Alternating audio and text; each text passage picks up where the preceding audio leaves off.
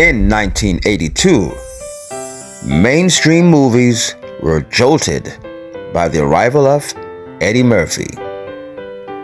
In many respects, Richard Pryor had cleared the way for Murphy's ascent, preparing audiences for an iconoclastic, tough-taken, profane African-American comedian. Eddie Murphy had shot to fame as a cast member of TV Saturday Night Live, often creating controversial characters such as the pimp Velvet Jones, the convict Tyrone Green, and the angry Gumby. He also did a satirical takeoff on the character Buckwheat from the Our Gang series.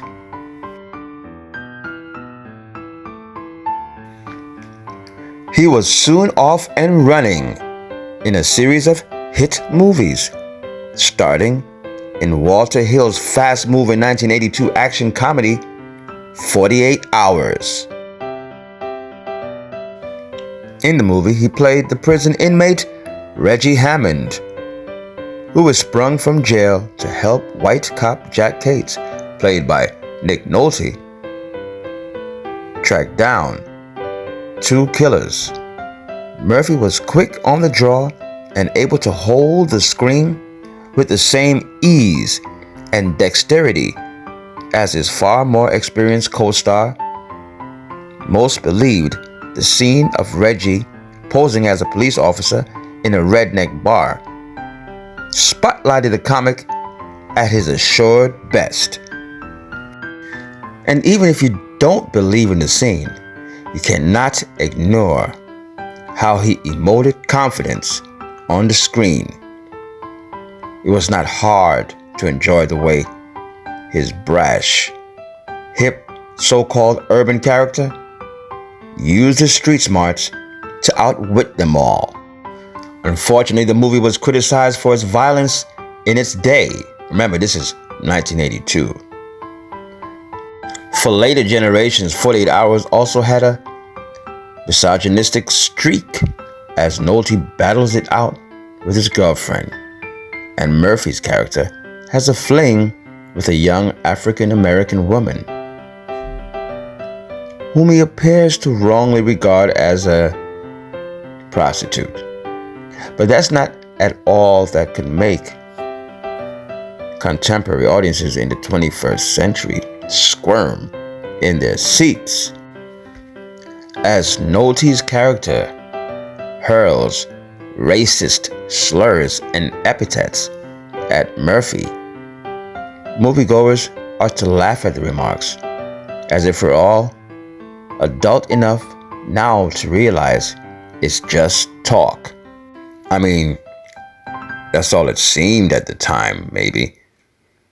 But in closing of the action, Cates made a half-hearted apology to Hammond, the way a macho tough guy might do. But viewers still may feel uncomfortable with this aspect of a very popular film. The film also again pushed the theme of interracial male bonding.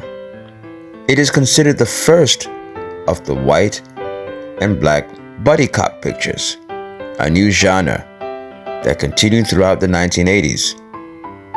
8 years later, a disjointed sequel appeared, entitled Another 48 Hours.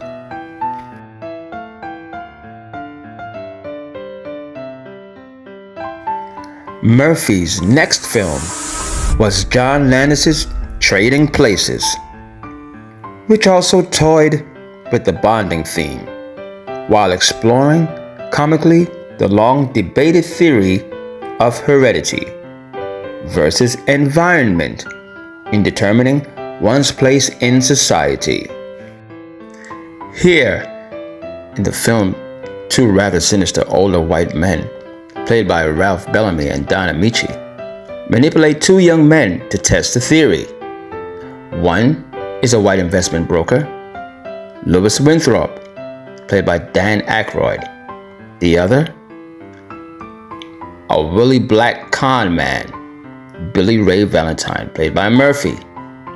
Winthrop is stripped of his class and status, while Billy is elevated to a position of wealth and privilege for which he is not prepared. An unsettling strain of possible racism runs through the depiction of the urban character, played by Eddie Murphy. Forever crude and coarse, forever trying to get over, Murphy does not always work against the script to bring some nuance to his character, and frankly, at times with his broad grin and popping eyes, his characterization bordered on caricature. When he was asked back in 1983 in a cast and director interview for Trading Places in Britain, the question was, what great questions does Trading Places offers answers to? He responded, None whatsoever. You know what we're doing in this movie, and I think all movies should be this way. We shouldn't try to say anything. People come to see movies and this is my personal belief. People come to see movies, people buy records, and anything that has anything to do with entertainment, people use them as an escape, I feel. And I don't try to say anything with my comedy, and I don't try to do anything when I do an album, and I don't try to say anything with a character when I do it in a movie. I'm just trying to be entertaining. I don't think anybody should I don't think you should take power. Like a motion picture is real powerful, man. Like movies like, what was that movie that with De Niro? Taxi Driver. Yeah, people are saying that this guy went to a taxi driver and went out and was like, I want to be like, one shot the president. Motion picture is real powerful. I don't think you should say anything with it. Just do it and be entertaining and be funny. That's why I feel. I don't want to say anything. So there you have it, in his own words. He doesn't want to do anything that's going to present any messages, just entertainment. At that time, remember now, he was about 22, so you have to consider that he was a young man talking that way. But in the end, the movie was very entertaining. I watched it several times myself. It was that good. The message I got that was that anyone can be anything they want to be if they put in the work in this life. Nonetheless, moviegoers responded to his bodacious confidence, assertiveness, and refusal to be racially submissive, all of which did infuse his character with a different dimension. We hope, anyway.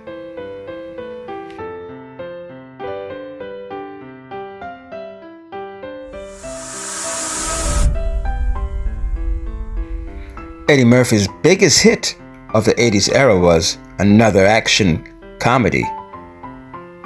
Director Martin Brest's Beverly Hills Cop from 1984. Here he played a Detroit police officer, Axel Foley, who goes to Beverly Hills in search of the killers of his best friend. Underlying the storyline was the contrast of high and low, the plush, ritzy world of Beverly Hills as a backdrop for the gritty street smarts of the dude from Detroit. The Beverly Hills police force doesn't know what to make of Foley, but in time, two white cops, Detective Billy Rosewood, played by Judge Reinhold, and Sergeant John Taggart, played by John Ashton, bond with him. Once again, Murphy's appeal was his brash confidence, which enabled him to demolish the pretensions of others and to surprise the unsuspecting with his savvy intelligence and uncanny awareness of the world. For most of it was an enjoyable formulaic, old-style Hollywood film, but with a new brand of hero. Interestingly enough, Murphy didn't have a significant romantic love interest. His relationship with a young white woman who runs a gallery in Beverly Hills, is strictly platonic, something that would not have been the case had Sylvester Stallone, who originally considered for the role of Axel, played the character, which was leading to questions about Hollywood's ongoing fear of strong, sexual, romantic African American men.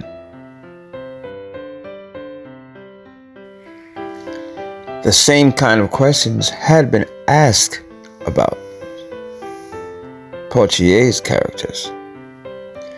Beverly Hills Cop, however, thrust Murphy into the superstar category. The #1 box office hit of 1984.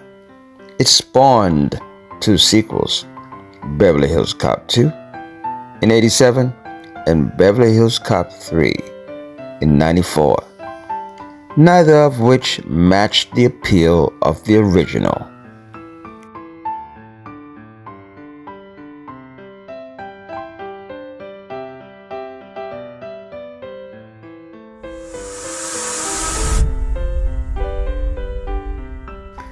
Murphy's career continued on a roll with the 1988 comedy Coming to America.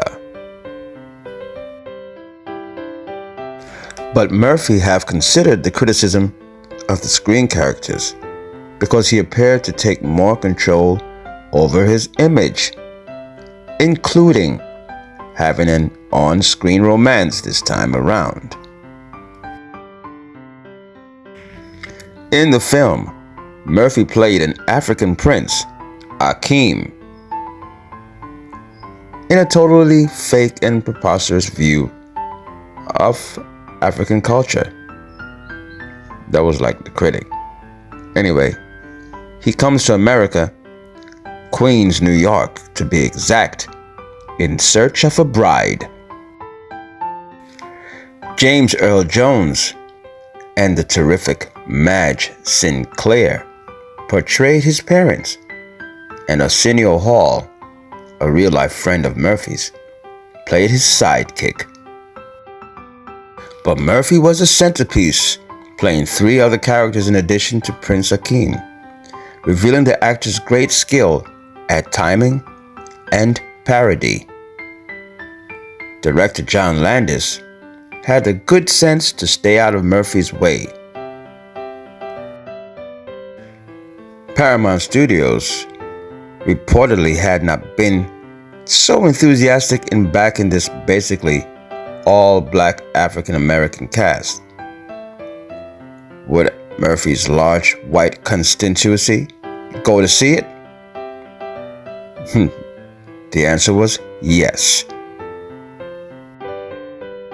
Coming to America was another hit that grossed $160 million worldwide.